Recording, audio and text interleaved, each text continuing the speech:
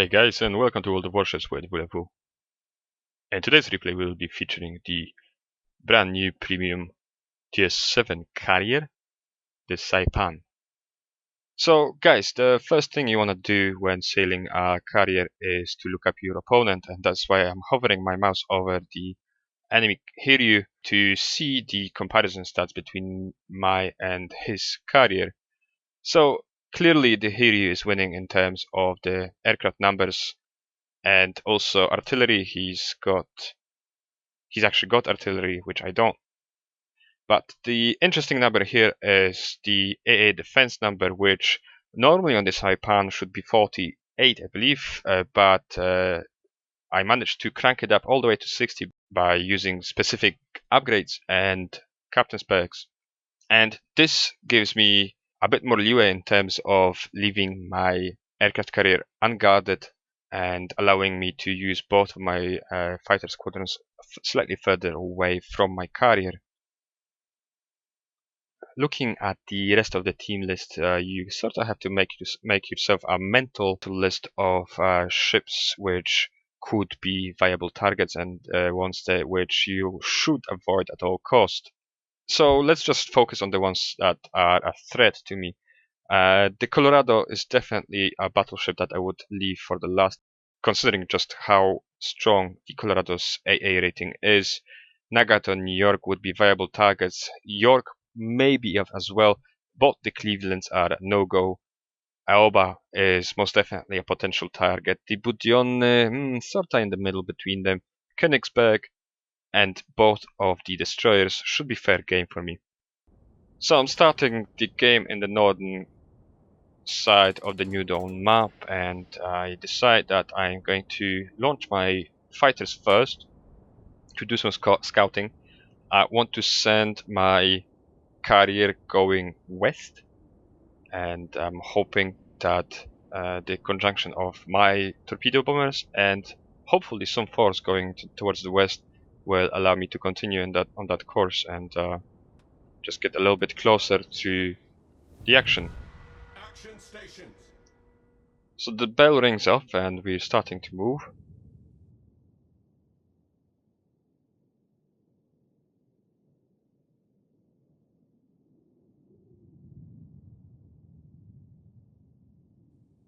And that's my fighter squadrons taking off right now. You probably noticed already, if you haven't known that before, the Saipan has got a very peculiar squadron composition.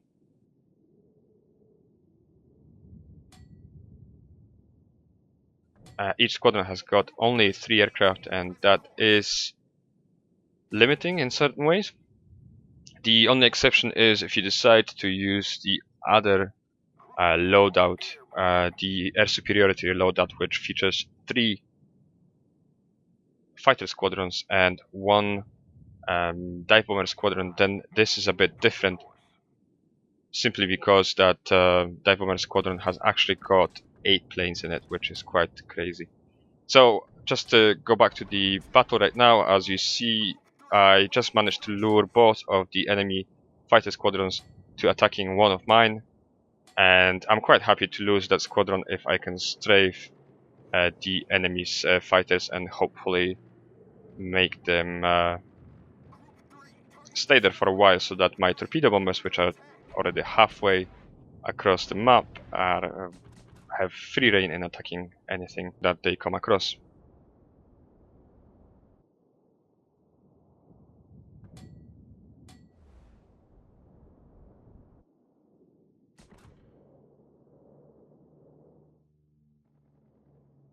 So getting back to the squadron size, I believe that the squadron size here is both a bane and a boon, simply because, well, why do I think so? Well, the thing is that those, I haven't checked that actually, but I have this impression that those 3 plane squadrons, they recycle much faster than your usual American planes, which is much more of a, which gives the Saipan much more of a Japanese carrier flavor in terms of how often you can send your planes up in the air.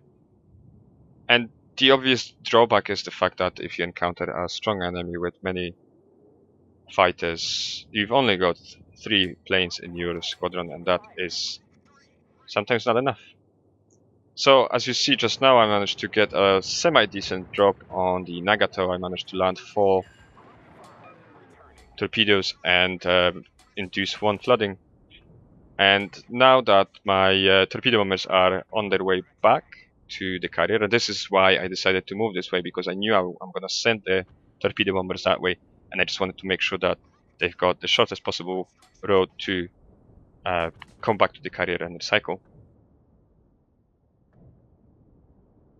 They are heading back to the carrier. I'm sending my fighter planes. Hopefully I will manage to intercept some of those torpedo bombers, which are just coming back from an attack on one of our cruisers, I believe. We managed to spot an enemy Mahan, and I'm preparing to strafe the bombers. And I'm semi-successful. I managed to kill one of the... I managed to get rid of one of the enemy torpedo bomber squadrons. But I don't try to pursue the other one any further, as they were getting way too close to the enemy cruisers for my liking. As you just saw now, the user interface is a little bit annoying in terms of managing your planes. I really don't see why we can't just give a couple of sets of orders. I don't see why we can't queue orders for the planes, but oh well. So again, I managed to lock 2 of the enemy fighter squadrons with one of mine, and I decided to strafe them, but I only had leftovers of my ammunition on that fighter squadron, and unfortunately this attack was a complete failure. But right now my fighter squadrons are recycling, and I'm just preparing to do a drop on the Nagato. That's the second time I'm attacking this ship, and just you notice how quickly I managed to recycle those planes. They're already over the enemy target, and that is quite an unusual thing for American card airplay. I'm having a little bit of trouble here with making a proper drop on the Nagato.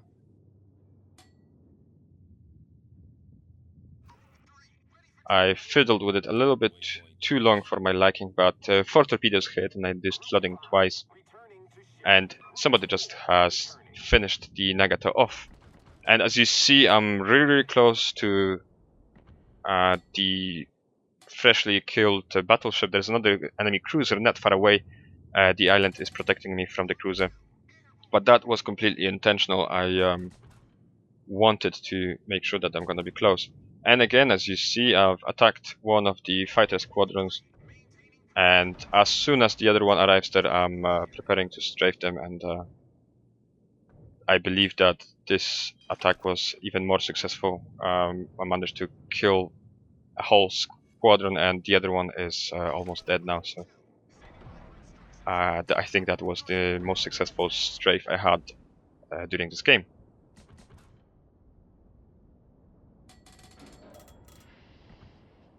And as you see now, again, one of the torpedo squadrons is already recycled. The other one has got 2 seconds left to be ready.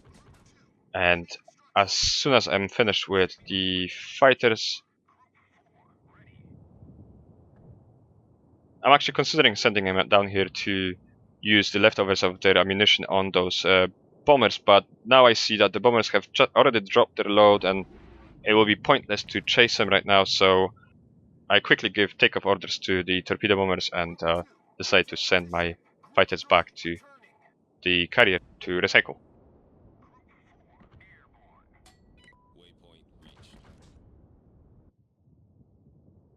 So my torpedo bombers are up again. As you see at the bottom of the screen, I still got 14 reserve planes left in terms of torpedo bombers and 6 fighters. So I still got plenty of reserves left, and we already went past the 8-minute mark. in the game, and this is really good. So I decided to attack the York, but I messed this drop completely up, and the York is quite masterfully managing to avoid my torpedoes, but now because of the proximity of the other torpedo, I managed to do another drop, and it's not exactly a cross drop, but I know that the York is already dead and there's nothing he can do about it. And that's how I get my first kill and my 9th torpedo hit. So again, my fighter squadrons are already recycled, and I'm already giving them takeoff orders, sending them to the middle. I see those fighters incoming, and I sent both of the squadrons to attack him, basically, to give him something to do right now. And I look at the map right now, and it seems that the majority, if not all of the enemy team is to the west, so I decided to send my carrier to the enemy cap. I'm not really sure yet if I will actually get that far, but I want to have that option, so I've sent it there. So I tried to strafe this fighter squadron again, and I wasn't really that successful, but again I managed to lock in both of the enemy fighter squadrons with that one, and I managed to strafe those two quite successfully, killing quite a few planes, taking the total tally to 22 planes so far. Looks like the enemy carrier captain has abandoned his fighters, doing something else with the strike force, so I've got free reign and I can strafe the hell out of the remaining fighter squadrons. And again, my torpedo bomber squadrons have just recycled, and the first one has already taken off, and the second one is just about to take off.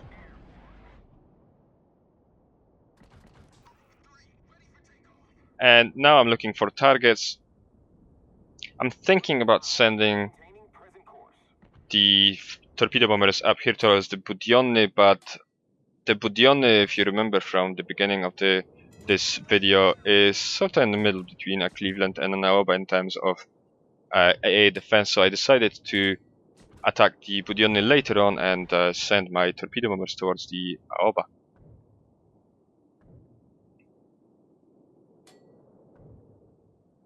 So I just spotted the Colorado, and so I've got a couple of targets now which I can choose between.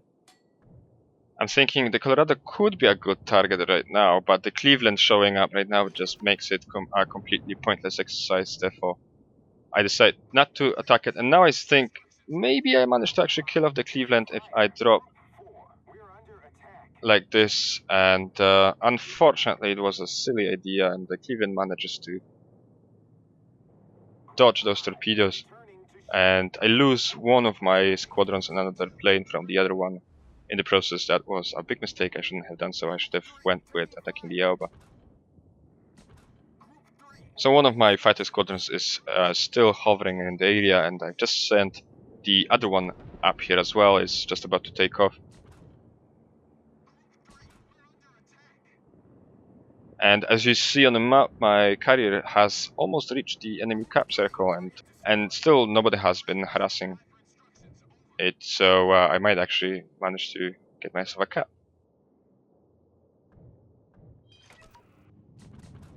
Torpedo bombers have just landed, and as you see, they are recycling pretty fast. And I see this bunch of enemy strike force planes, and I decide to attack them. But this time I've decided against using the strafe, and I'm just giving normal attack orders to the planes. But again, now I see the enemy fighters popping into the view, and I want to do the same. I would like to strafe them, but the situation was much more attractive a couple of seconds ago when there were other planes in the area. Now I just managed to nearly kill the enemy fighter squadron, but I could have dealt much more damage if I was a little bit faster on the trigger. So my fighters are attacking that other fighter squadron. Somebody is just torpedoing me, and this is something that is another mistake of mine. I should have paid more attention. I didn't notice that. I was too busy engaging the Aoba and worrying about the fighters and so on, and killing the Aoba actually, to notice that I was under attack. But now I see that those two torpedo bomber squadrons were attacking me, and as you see, they're just leftovers of the planes. My AA defenses turned out to be too strong for those fighters, and they didn't manage to kill me.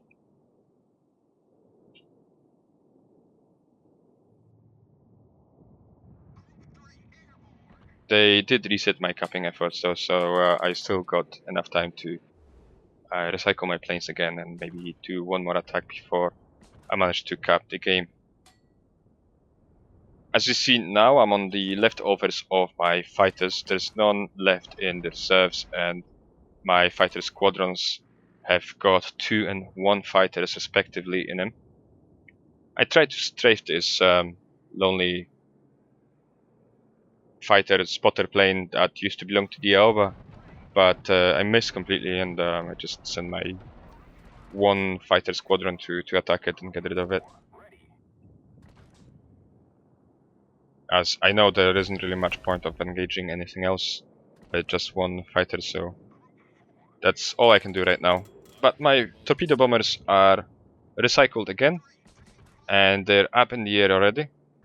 And for a moment I was thinking about sending him up north to engage the Colorado, but I see there are 2 friendly battleships there and another cruiser behind the enemy Colorado. So I realized that even if I manage to get there in time, there won't really be all that much damage to farm on, so I decide to attack the enemy Hiryu. He's hiding behind the island. He can't really move as there is a Miyoko moving in from the northwestern side, and I'm moving in from the southwestern side.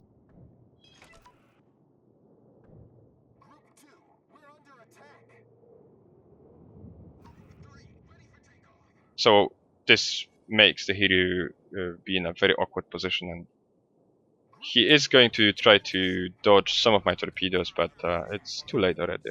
And you know, I'm just trying to farm damage here. I know we've already won anyway.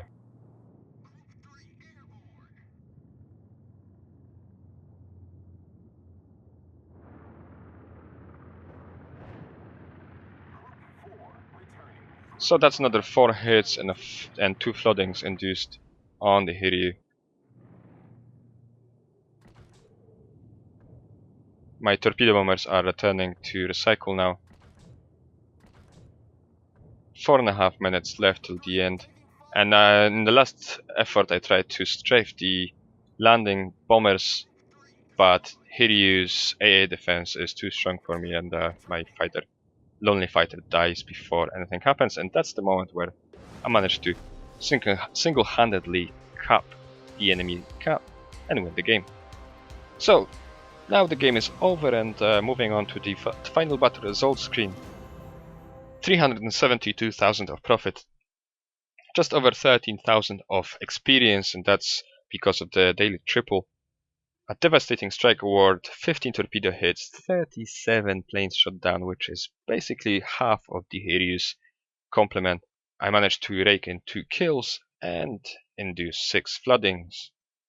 There's no surprise here, the game gave me 2,500 of base experience in the first place in my team, and since the loadout on the Saipan is a bit funny, you can either have those 2 torpedo bomber squads or just this 1 huge dive bomber squad and some fighter planes on each.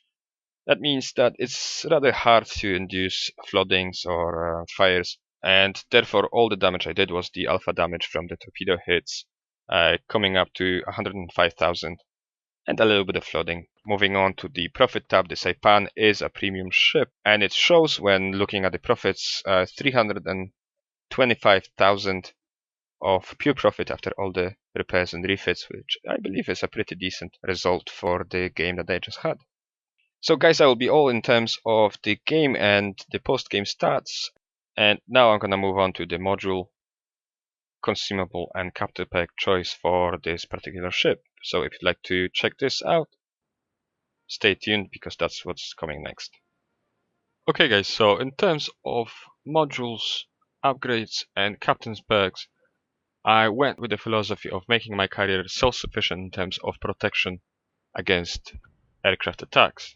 So the starting AA defense rating right now is 48 points, and these are the upgrades I decided to put to use on my Saipan. So for the first one, I decided to use the AA modification 1 to increase the AA mount's survivability. For the second one, I decided to use the AA guns modification 2, which increases the AA guns range by 20%. The third one is a no-brainer. It's the damage control system modification 1, which, well, you know what it's doing. And the last one, I also use the damage control system modification just to make sure that all those fires and flooding will last as short as possible.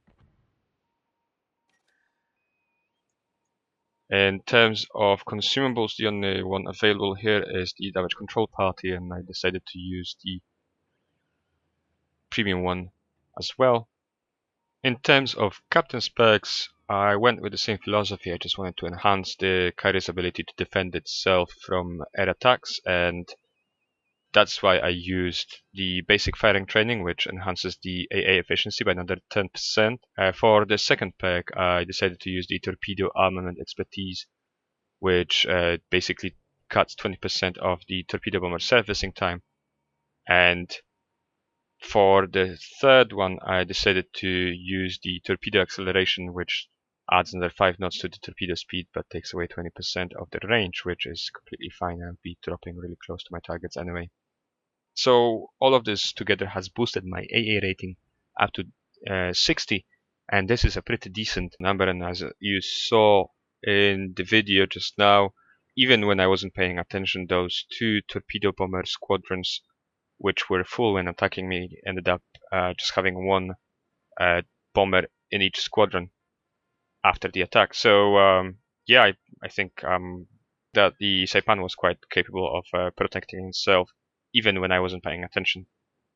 So guys, I hope that you enjoyed watching this video, and if you did, you might want to check out my other career video which I did recently featuring the tier 9 Japanese Taiho. And I also used a couple of really cool cinematic sequences in this video just to make it more interesting for you guys. So if you want to check this one out, the link to this video should be popping up in the top right corner right now. And also, if you did like this video, please do give it a like down below. It helps the channel out immensely, motivating me to come up with new content, and also subscribe if you haven't done so yet, if you would like to see more of my materials. So for now, I say thanks for watching, and I'll catch you in the open seas.